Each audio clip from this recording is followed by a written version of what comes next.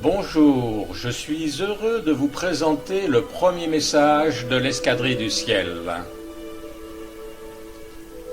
Ce sont des valeurs communes qui nous ont réunis. Deux d'entre nous étaient amis. Le troisième combattait pour la même cause. Deux d'entre nous sont morts en mission, le troisième a survécu.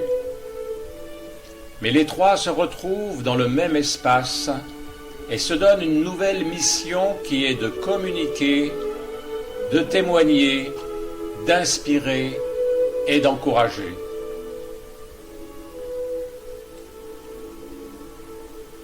La tempête qui se dessine est plus puissante que celle que nous avons affrontée.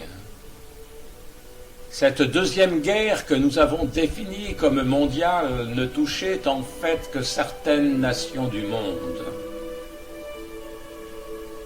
Les événements qui se profilent dans le présent de votre monde engloberont la planète tout entière. Comment vous faire passer la vision qui est la nôtre depuis le plan où nous nous situons, en dehors des enveloppes physiques qui ont été nos véhicules dans ce court instant d'une vie?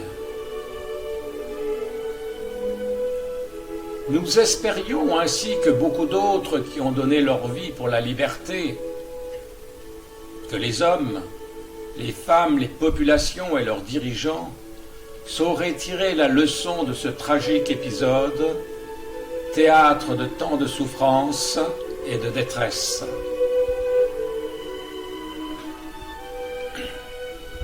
Mais dans l'aujourd'hui du monde, l'oubli a obscurci les consciences.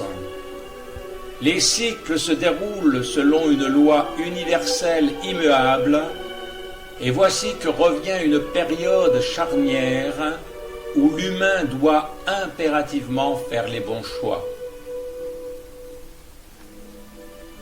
Le droit à l'erreur ne peut plus être compensé par la grande loi d'amour, car l'application de cette loi d'amour implique la nécessité d'apporter la leçon qui permet l'élévation de la conscience, but suprême de l'évolution.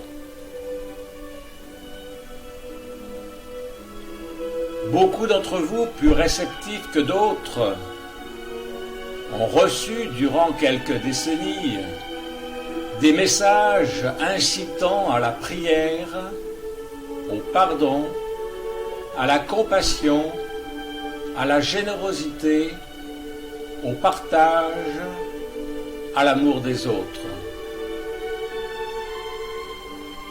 De nombreuses âmes personnalités désincarnées ont participé et participent toujours à cette mission d'inspiration.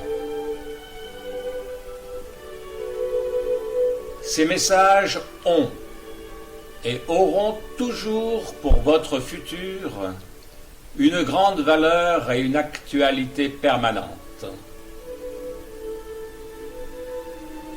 Toutefois, les temps de la Terre étant ce qu'ils sont, si toutes ces énergies d'inspiration continuent à être dirigées vers vous, nombre de désincarnés ont pour tâche de vous soutenir dans l'épreuve.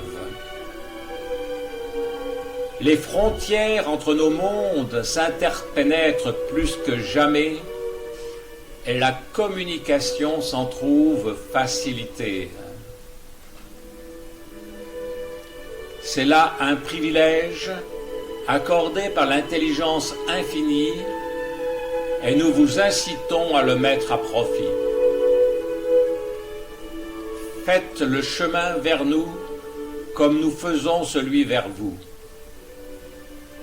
Sentez notre énergie, captez nos pensées, ne demeurez pas passifs.